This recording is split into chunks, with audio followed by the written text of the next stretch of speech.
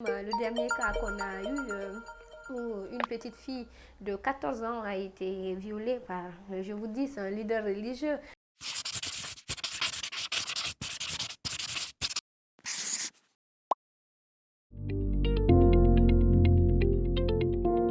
Je m'appelle Hadja Idrissa Ba, j'ai 20 ans.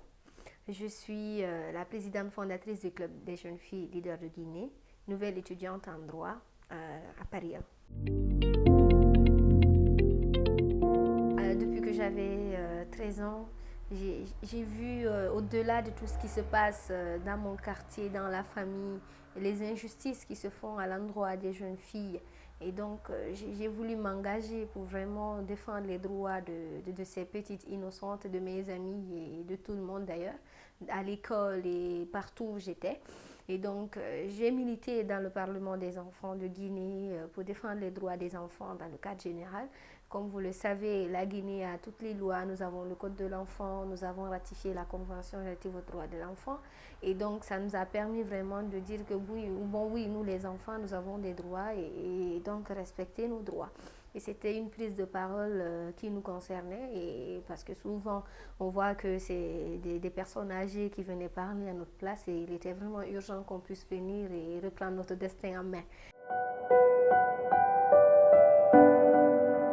On a plusieurs personnes qui nous appellent et nous interpellent des fois à la veille ou le jour même que la violence contre la fille s'est déroulée. Le dernier cas qu'on a eu, où une petite fille de 14 ans a été violée par, je vous dis, c'est un leader religieux, par un maître coranique, et ça a été chaud parce que tous les leaders religieux se sont regroupés autour de nous pour nous demander de pardonner et tout, et avec le gros chapelet, avec des malédictions de tous les jours, mais malheureusement pour eux, ça n'a pas marché parce que nous avons poursuivi le dossier. Donc à un moment donné aussi, on retrouve certains parents qui vraiment acceptent les négociations et qui disent qu'ils ont renoncé. D'abord, en premier temps, ils sont prêts à nous accompagner pour que vraiment justice soit rendue pour leurs enfants. Et en deuxième temps, on voit les mêmes parents venir nous demander, bon, on va pardonner parce qu'ils sont venus nous demander pardon, et donc vu qu'on est voisins, on est ça, on va laisser. Donc on dit non, malheureusement, nous, on ne peut pas pardonner. Si c'est le cas chez vous, nous, on ne le peut pas.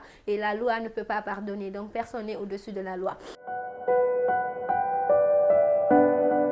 Pas plus tard qu'hier, il y a une dame qui m'a appelée pour me dire d'aider. Il y a une de ses voisines qui veut vraiment donner sa petite fille de 13 ans en mariage à un vieillard de 65 ans qui est au Cap-Vert, il paraît. Et donc ce monsieur-là, qu'est-ce qu'il a fait? Il a acheté une moto pour le papa de la fille, et donc en échange pour la petite fille, pour que la petite fille soit mariée et amenée chez le vieux. Donc c'est vraiment des situations pareilles où c'est le voisin, où c'est les médias, où c'est des personnes qui nous connaissent, qui nous interpellent pour nous demander d'agir. Et donc des cas comme ça, on prend la fille, on l'amène avec nous et on convoque les parents, ils viennent au commissariat et ils se présentent pour nous dire, bon écoutez, pourquoi est-ce qu'ils veulent donner leur petite fille en mariage? Est-ce qu'ils savent que la loi interdit cela? Et donc s'ils sont au courant de ça, ou s'ils ne l'étaient pas, on les met au courant et on les met en garde. Écoutez, si vous le faites, voici la loi, et on n'hésitera pas de le faire.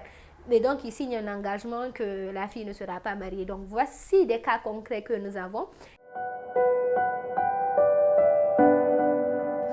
La justice fait défaut. Si la justice vraiment jouait un grand rôle dans ce combat et nous accompagnait, on aurait vraiment un grand impact. Et donc, j'ai trouvé nécessaire de faire mes études en droit et d'aller représenter encore les femmes, les aider sur tout ce qui est question de justice. Parce qu'une femme qui réclame justice et qui l'a, c'est une femme qui deviendra forte, quel que soit le traumatisme qu'elle a eu dans toutes les violences qu'elle a subies. Mais si justice est rendue pour elle, elle deviendra et elle restera forte toute sa vie. Après ma formation en droit, je serai vraiment encore une brave jeune avocate qui va retourner dans son pays et qui va continuer à défendre la cause des femmes et la cause des jeunes filles qui sont vraiment oubliées.